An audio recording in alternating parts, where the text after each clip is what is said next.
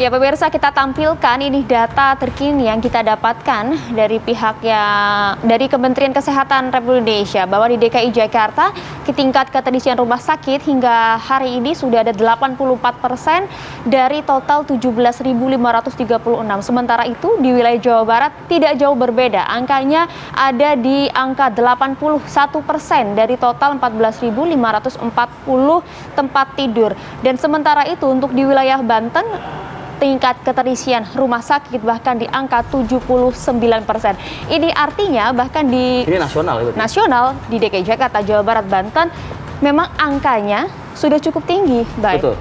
Dan berlanjut ke slide berikutnya, di Jawa Tengah keterisian sudah mencapai angka 79%, Jawa Timur 57% keterisian rumah sakit di tengah pandemi COVID yang sedang mengganas akhir-akhir ini atau dalam waktu beberapa minggu terakhir.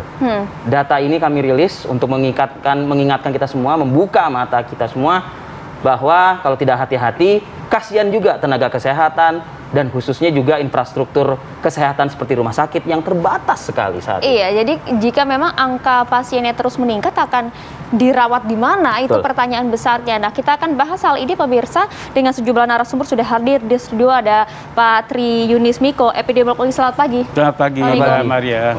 Ya, sudah bergabung juga bersama kami Pak Miko, ada Ali Mohtar Ngabalin, tenaga ahli utama kepresidenan. Selamat pagi, Bang Ngabalin. Selamat pagi, assalamualaikum. Dan kita sapa juga, sudah ada Wali Kota Bekasi hadir juga bersama kita, Rahmat Effendi. Selamat pagi, assalamualaikum Bang Pepen. Assalamualaikum Pak Wali. Selamat pagi, assalamualaikum teman-teman, sehat ya? Insya Allah sehat. Alhamdulillah. Pak Wali, tadi kita sudah hadirkan bagaimana kondisi paling tidak terkini yang kami dapatkan di wilayah Bekasi. Begitu penuh angkanya pun kalau tadi di Jawa Barat tingkat keterisian rumah sakit sudah di angka 81%. Anda pagi hari ini informasinya sudah berada di Stadion Patriot, salah satu lokasi kontrol COVID-19 di wilayah Bekasi. Kondisinya sebenarnya Bekasi seperti apa, Bang Pepen? Kalau kita lihat kondisi kota Bekasi dibandingkan dengan jumlah penduduk 2,5 juta, itu sampai saat ini baru 50.000 yang terkonfirmasi. Dan angka kesembuhannya masih 93%. Kasus aktifnya 5,3%. Dan yang meninggal 1,2%, artinya 642 orang. Kalau kita lihat dari angka, ini memang masih sangat rendah. Cuma kalau kita lihat tren kejadian sekarang dengan kapasitas ICU, dengan kapasitas isolasi, memang sekarang kita di angka 84%. Oleh karena itu saya melakukan langkah-langkah kembali seperti pertengahan tahun, awal tahun lalu. Jadi stadion kita udah mulai kita buka. Terus kapasitas untuk menambah IGD di rumah sakit umum pun juga kita buka pakai tenda-tenda. Bahkan saya akan menggunakan puskesmas untuk IGD darurat jika angka ini terus naik. Tapi kita lihat satu minggu ini, mudah-mudahan di Kota Bekasi lebih aman daripada kota-kota lain. Pak Wali, bagaimana Anda menjawab atau mengklirkan informasi yang beredar sore hingga malam hari kemarin? Kabarnya salah satu RSUD yang kemarin kami juga pantau, tim kami ke lapangan, sudah tidak sanggup kabarnya. Bahkan informasinya tutup, Pak Wali. Mohon dapat informasi dari Anda mungkin.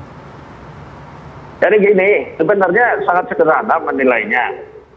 Saat kapasitas untuk COVID kita siapkan 279 tempat, ternyata yang masuk sekarang ini ada 441. Artinya itu menjadi besar bahasanya. Padahal upayanya sedang kita lakukan, termasuk membuka tenda, ya, terus membuka unit-unit lain. Bahkan kami juga sudah mengecek salah satu rumah sakit di Lesari, ada 180 kamar yang kita bisa kita pakai kalau keadaannya darurat terus. Tapi ini kan masih terus berjalan. Dan kemarin juga alhamdulillah ya, untuk fiskalnya rumah sakit, Kementerian Kesehatan sudah memberikan kelegaan kepada kita, sudah ditransfer 24 miliar, walaupun memang masih besar sekali outstanding payment yang sudah diverifikasi oleh BJS. Ini juga membantu peran mobilisasi fiskal pemerintah kota. Saya membaca di salah satu online, kabarnya sampai ratusan miliar yang dibutuhkan ya?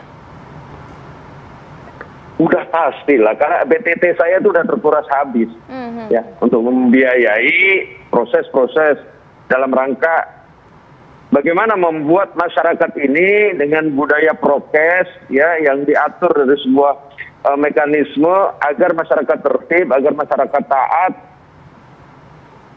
sehingga kita bisa melakukan upaya-upaya. Oke. Nah, bagaimana mungkin Pak Wali menyampaikan kepada publik, khususnya warga Bekasi, warganya Pak Wali begitu ya, untuk menjauhkan persepsi nggak ada duit nih, makanya RSUD nolak-nolak atau nutup atau membatasi seperti itu, Pak Wali? Oh, nggak ada. RSUD nggak nolak. Ya, bahkan saya sudah bilang, jika perburukan terus kurangi ya yang sakit di luar COVID. Ya. Kita yang COVID ini menjadi prioritas. Tadi sudah saya sampaikan, stadion ada 116 tempat tidur. Rumah sakit tipe D kita tambah. Bahkan di puskesmas kita juga sudah mulai mau membuat jaringan IGD. Ini kan orang sekarang ini karena lebih care, ya begitu dia punya kondisi yang agak baik, dia langsung ke rumah sakit, dia langsung ke tempat tujuan-tujuan dari proses pengendalian COVID ini. Sehingga seolah-olah sekarang ini menjadi sangat besar. Padahal kalau kita lihat angkanya, terkonfirmasi dari setahun yang lalu baru 50.000. Tapi kan kemudian kita bandingkan juga dengan fasilitas kesehatan ya. Jadi ini artinya untuk Rumah Sakit Umum Daerah Bekasi masih bisa menerima pasien COVID ya? Saya jamin aman. Oke. Dan koordinasi dengan rumah sakit swasta juga sangat luar biasa. Artinya pada saat itu tidak terpenuhi, terdistribusi ke rumah sakit lain. Oke, intinya untuk di wilayah Bekasi masih bisa ditampung lah, tapi tingkat keterisiannya tadi lebih dari 80%. Pak Miko, kalau Anda melihat sebenarnya hasil pantauan Anda juga, Anda kan juga melakukan penelitian juga ya, hasilnya saat ini seperti apa sebenarnya? Jadi menurut saya surveillance kita memang menangkapnya jumlah kasus sekarang melebihi 2 juta. Tapi kemudian dari perkiraan saya, berdasarkan survei ya hasilnya memang lebih dari yang dilaporkan. Kondisi real. Kondisi realnya. Kondisi real. Itu dilakukan di mana saja surveinya? Ya di 17 provinsi, di 69 kabupaten. Tapi saya katakan bahwa survei saya itu memang mengatakan bahwa temuannya memang lebih besar ya dari surveillance yang dilakukan begitu. Data surveillance itu menurut saya tidak bisa menangkap kasus di masyarakat. Nah, kegagalan surveillance inilah yang menyebabkan bahwa kasusnya luar biasa. Jadi menurut saya tidak bisa mengungkapkan hasil penelitian saya karena memang masih belum dilaporkan ke WHO. Kemudian menurut saya memang kasusnya di masyarakat luar biasa. Memang luar biasa? Iya. Jadi 3T belum optimal?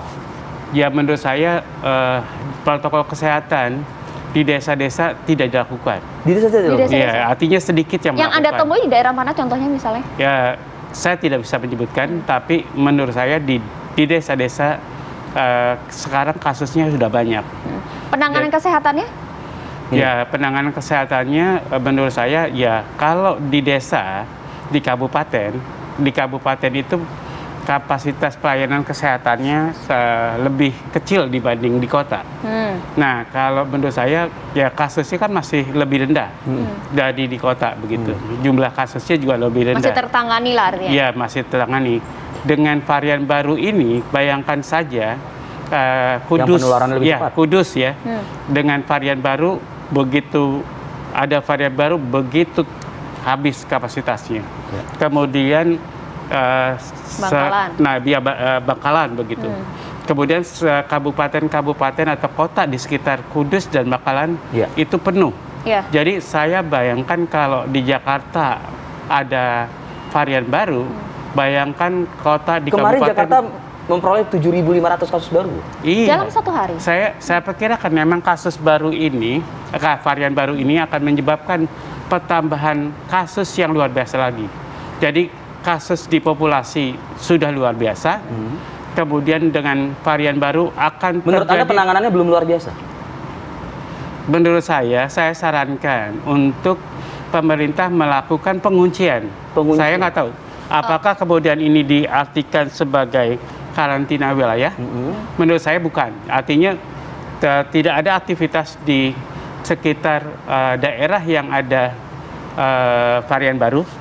yang ada varian baru ya, artinya Kudus, Bangkalan, Jakarta, kemudian dikunci supaya aktivitasnya mereda, tidak menyebar ke, artinya mobilitas keluarnya juga nggak ada begitu. Penguncian opsi yang Anda sarankan ini maksudnya tingkatnya daerah atau tingkat terkecil, desa, mikro kan, kecamatan? Ya amat tergantung distribusi dari kasus varian baru itu. Varian baru yang dilihat di betul. daerah mana ya? Kalau varian baru itu sudah menyebar ke sekecamatan, kunci sekecamatan. Kalau sudah menyebar ke kabupaten, kunci kabupatennya. Kalau kemudian sudah menyebar ke kota, kunci kotanya.